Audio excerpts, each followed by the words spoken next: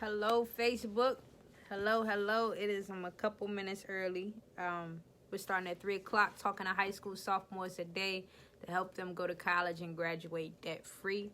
While I'm waiting for people to come on to join the Facebook Live, I'm going to give you all some time to join it. To give you a heads up, today will be short and sweet and simple as the last one was. The last one was 30 minutes instead of an hour, and this will be the same thing. I'm going to give you tips today. I'll give you about 5 tips to help you prepare to go to college as a high school sophomore. I will help you answer any questions that you have about what you can do to put yourself in a position to graduate debt-free as a high school sophomore. And it's just to have a conversation. So that's it. We're just having a conversation today. To be honest with you all, I've heard a lot of people say it's too early to start preparing for college as a high school sophomore. I hear that quite often. But I don't believe that it is too early to start preparing for college. You can prepare for college at any time that you want to. I think also if you're systemically disadvantaged, like you come from you're a part of an ethnic group, or you're a part of a section of society who is constantly disadvantaged and not given the short end of the stick, then you have to prepare for opportunities a whole lot sooner than those who are privileged and can get access to those opportunities at the drop of a dime. Considering the student debt epidemic that we discuss all the time, as well as the recent issues and like allegations and things with higher education, especially some celebrities paying for their students to get into college, and I hadn't spoken publicly on that, but I will right now. I think it's very sad, but it's not new. It happens quite often, and it happens more than we're aware of, but this time they got caught and they were busted. But I don't think it's right. But those students who are still fighting for those opportunities, those students who are still working hard, though it may discourage you, don't let it stop you. I'll say it again. Though it may discourage you, don't let it stop you. Keep pushing, keep fighting for what you want, because what they did is not right, but it doesn't mean that what you're fighting for isn't worth it. You keep fighting to put yourself in a position to achieve what you want to achieve. So that's my response to the higher education scam and the celebrities paying for their students to get into college. I just want to speak my mind on that, which is something I hadn't done publicly. But to jump into today's focus, which is high school sophomores, preparing them for college and helping them graduate debt-free, I wanted to let you all know my experience as a high school sophomore preparing to go to college, and also answer any questions that you all have. If you want to ask what college is like, feel free to ask me. If you want to ask how I earned $200,000 in scholarships, more than $200,000, feel free to ask me. Whatever you want to ask me, just ask me. This is the second to last Facebook Live of this series. And next Sunday at 3 o'clock PM Eastern Standard Time, we're focusing on high school freshmen. But this Sunday is all about high school sophomores. So let me introduce myself. My name is Danielle Jeffers. I'm the founder of Dough 4 Degrees LLC. That's DOUGH, the number 4, degrees with an S, LLC. Dough 4 Degrees is a scholarship coaching company. We teach students how to earn scholarships to go to college and graduate debt-free. I founded Dough 4 Degrees when I was 18 years old, after earning more than $100,000 in scholarships. And so far, my company has helped more than 70 students and their families earn over $250,000 in scholarships. So what I'm telling you is my personal experience. I've lived coming from a low-income background and having to find money to go to school. I've been in like a crisis where you know you want to go to college, you know you have the grades to go to school, but you don't have the money, so what do? I know what it's like. I lived through it and I overcame it, and now I'm on the other side of it preparing to graduate. And so I'm just here answering any questions you all have. I'm here to help you. I'm here to serve.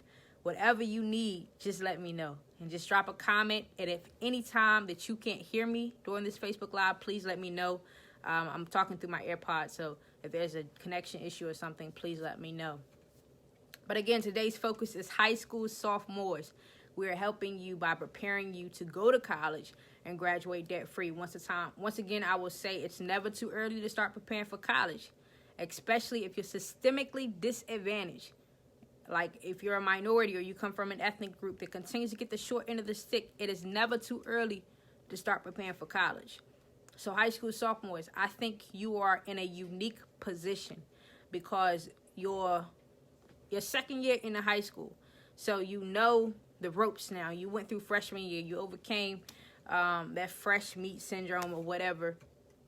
You know the lay of the land.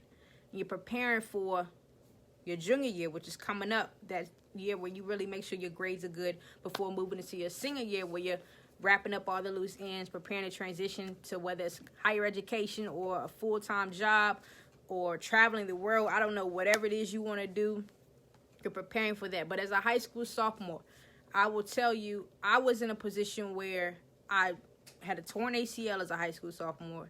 I was still active in my community. I actually made the JV basketball team as a high school sophomore. And if you missed my story about my basketball experience, about tearing my ACL at 14 and how that impacted my life, please go back to Facebook Lives. And I talked about it there. And I also talked about it in the last Facebook Live. But I was in a unique position. I had a great GPA. I was taking advanced classes. I was doing well in the classroom. I was active in my church. All of the things that make you a well-rounded student, which is what a lot of colleges look at. They want to see what you do beyond the classroom. They want to see that you can perform outside of getting A's and B's. Yes, those things are great, but hey, what else do you do? Do you serve? Do you play a sport? Do you play an instrument? Are you talented in a certain area? Are you an entrepreneur? Like, be able to talk about things beyond the classroom, because if you look at it this way, everyone is a student. Everyone goes to class. And students traditionally put more time in the classroom than they put it anywhere else. So, of course, you want your GPA to be a representation of where you put the majority of your time. If you're putting 40 hours a week in the classroom, then you should have a GPA that speaks of a good work ethic that is equivalent to 40 hours of work. So you want to make sure you have a good GPA, but you also want to make sure that you're doing things outside of your comfort zone. And for some people, that's making sure you're racking up some community service hours. So I will tell you, as a high school sophomore, I was, once again, active in different organizations, active in different places, and I was racking up my community service hours. And when you're applying for scholarships, as a high school senior, they're going to ask you about your community service hours. And so if you haven't already, go on Dough4 Degrees website. That's DOUGH, the number 4 degrees with an S.com. Again, that's DOUGH, the number 4 degrees with an S.com. And download our April 2018 scholarship newsletter. Inside of that newsletter, there's a community service log. You download the log, you print it out, and you print as many copies as you want to. And every time you go do community service, you get the person to sign it. Now, we're focused on high school sophomores, but when should you start doing community service? You want to build the habits of it as early as possible. So I'm talking about 6th grade, 7th grade, 8th grade. Start doing community service. Should you track it? Why not? It's not going to hurt you. The more hours you have, the better. Because, look, some people don't know you can actually apply for scholarships when you're a high school sophomore, when you're a high school junior, high school freshman. And if you win the scholarship, they'll hold it. And when it's time for you to go to the college of your dreams, they'll cut you the check. So it's never too early. Why not start building those habits and tracking them now so you can actually give an accurate total of how many hours you counted up? So that's one thing I would suggest, is to go to our scholarship, go to our website at dough4degrees.com and download that April 2018 scholarship newsletter. It should be the 3rd tab on our site, and you can download it from there. It's free. It's a free document. But yeah, that's one resource. While I'm waiting for people to come on, I see some people joining. If you have any questions or concerns about college, please feel free to type them. I want to answer any questions that I can. But I was doing community service, active in my community, had a great GPA. And so my suggestions to high school sophomores, let me give you my tips for today. Again, drop any questions or concerns or comments that you have below. So high school sophomores, I'll give you 5 tips today. Tip number 1 is to build sustainable and healthy habits. I'm going to say it again. Build sustainable and healthy habits. What does that mean? That means build sustainable habits. So if you know that you can easily perform in an advanced class and get an A+, that's great. That's sustainable for you. You can do that whether you study or not. That's not every student, but if that's you, you can get an A or a B, or you can get a high C. Like, you know you can sustain that. You want to challenge yourself in the classroom. So if you're a high school sophomore, start doing things that will challenge you. I don't know how soon you can take AP classes. I've forgotten now. I don't know if you can take them only your junior year or your senior year, but you want to look ahead and see what you can do to prepare for those opportunities. So if you know you can enroll in AP courses your senior year, then you want to start taking extra work, doing extra work, going talking to those professors or those teachers rather, and seeing what you can do now to prepare for those classes. Also, go online, like study different areas you're interested in, build sustainable habits, constantly challenge yourself to learn something new outside of the classroom. So let me give you a practical example. If you enjoy science as a high school sophomore, and you're taking an advanced science class, and you're easily maintaining a high B or an A, or you have a high C, then go talk to a junior or a senior who's taking an AP class and take a look at their work. Ask them if you can see what they're studying, if they can talk to you about the material. And ask them what they did when they were in your shoes to prepare for that opportunity. Now, some of them may not have prepared early. Some of them may have waited until the last minute, and that's fine. I totally understand it.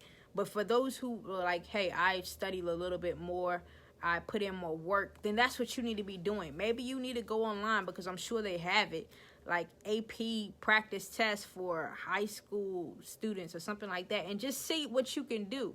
No one's taught you the material. No, but like challenging yourself will only make you better in the classroom. So that's one thing.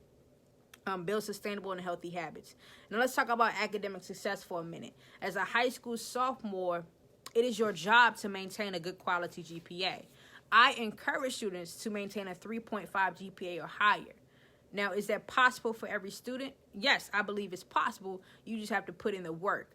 Is that every student's reality? No, it's not every student's reality, and I understand that. But I do think it's possible. I think it's possible for you to achieve it. And one thing you have to realize as a high school sophomore is that they have been tracking you since you walked through the door as a freshman. And so everything you've done, whether you've missed class, you've received a referral, you've had straight A's or perfect attendance, that's been tracked, that's been recorded, and it will show up on your transcript, which is what colleges look at. So you want to have good habits of coming to school on time. You want to have good habits of respecting your your teachers. You want to have good habits of performing well in the classroom, and having good manners and things and etiquette as a student and as a person of society. Like, you want to build healthy habits. And so take the time to get to know yourself as well as a high school sophomore. What are you interested in? Do you like basketball? Okay, great. Do you like football? Do you like soccer, lacrosse, whatever? I'm glad you like those sports. I'm glad you know you like those sports. And if you plan on continuing to play that sport when you get into college, please continue to do that. Please continue to train hard, to record and document yourself, and promote yourself on social media and YouTube to help people become more aware of your performance, your athletic performance. But at the same time, always be a well-rounded student. Don't let your sport be your only game plan to get where you want to go. If you play a sport, put your time into that, put your time in the classroom, and put your time into something else. Beyond sports, what can you do professionally? Do you want to be an entrepreneur? Reach out to me. I would love to help you, because you can do that as a student. Do you want to do hair on the side? Whatever it is, start to develop that craft as well, or develop that interest. So one thing, I've mentioned 3 things already. Build sustainable habits, which are things you can continue to maintain to do. You can continue to do well and maintain them. Build healthy habits, things will help you grow. And then also explore your interests. So those are 3 tips. As always, drop any questions or comments you have about college below. I also gave some other tips where I said maintain a 3.5 GPA or higher as a high school sophomore. It's very good. This tip I will give you, and this is the 5th tip, and I'll give you one more after that 5th tip, and I'll take any questions that you have. But build your scholarship list now. I'm going to be completely honest with you all. I talk to so many students and parents through Doe for Degrees, and all of them say, oh, when should I start applying for scholarships? Start now. That's my answer. Start right now. Like, right now. Why are you waiting? Why are you procrastinating? I say this when I speak at different organizations and for schools and things like this. I say procrastination will kill your dreams. And I mean it. Procrastination will kill your dreams. The time you've wasted not paying attention to what you really want, or not working towards what you really want, you can never recover. You can never get that time back. Because if you look at it this way, you're here. Let's say you're right here. And the goal you want is right here. But in between this is a bunch of time. If you're procrastinating, then all this time that you lost here, you can never recover. You only have this time gap between here and here. So you got to take advantage of it. Why not start where you are? And inch by inch, hour by hour, day by day, work toward what you want, which is what you want is right here. Why procrastinate? Why put it off? Because it's inconvenient? Because it doesn't feel good? Because you don't feel like it? No one cares about your feelings. If what you want is going to cost time, what you want is going to cost energy, what you want is going to cost dedication, what you want is going to cost late nights and early mornings or bags under your eyes, like, get used to it and get over your feelings and work toward what you want. That's how I feel about college. And I'll say it again, I feel that way about college, especially for those of us who are systemically disadvantaged, because we don't have time to waste. Because we already have to fight to get where we need to go. So why not fight earlier and earlier and prepare ourselves a whole lot faster? So build your scholarship list now. I said all that to say finding 5 scholarships a day you can apply for is not a lot. If you think about it, if you can even look at the analytics for your social media and see how much time you spend on social media each day. And if you are active on social media, you probably spend at least 35 to 40 minutes on social media a day. You could put that same amount of time into finding 5 scholarships you can apply for each day. And for those of you who are asking or who have asked me before or even wondering or not, are scholarships open year-round? Yes, they are. They are open year-round. Every day of the year, a scholarship is available. It may not be something you want to write about. It may not be something that you're eligible for, but a scholarship is available. And so I said build your scholarship list, but I think it's important for me to tell you some places where you can find scholarships. So first, look in your local community. Go talk to your guidance counselor and ask them, do you all have a scholarship list? Do you all have a list of scholarships that I can apply for as a student? Now, this is a trick that I tell students all the time, and I'll tell you here. If your high school guidance counselor tells you no, and there are other high schools in your area, go look at those high schools' websites or even call their guidance counselor and ask them if they have a scholarship list for their students. Because if you think about it, you all are in the same local area, and some high schools may be aware of scholarships that other high schools aren't. But if you are eligible to apply for that scholarship, then you need to know about it and you need to get on it and apply for it. And I'm here to help you. I'm here to help you. If you have a question about writing an essay, if you have a question about making sure you turn the scholarship in on time or making sure it's professional, shoot me a message on Facebook or call me or text me at my business line, 571-348-3550. Again, that's 571-348-3550. Just shoot me a message. Shoot me a text. I want to help you. But look for those scholarships in your local community. The reason why I say that is because imagine this. There are 100 people applying for that local scholarship, and you're one of 100. You have a higher chance of winning that scholarship versus a national scholarship, one that you might find on FastWeb or Scholarships 360 or scholarships.com or Unigo, UNIGO, and it's open to the whole world, and there are thousands of people applying.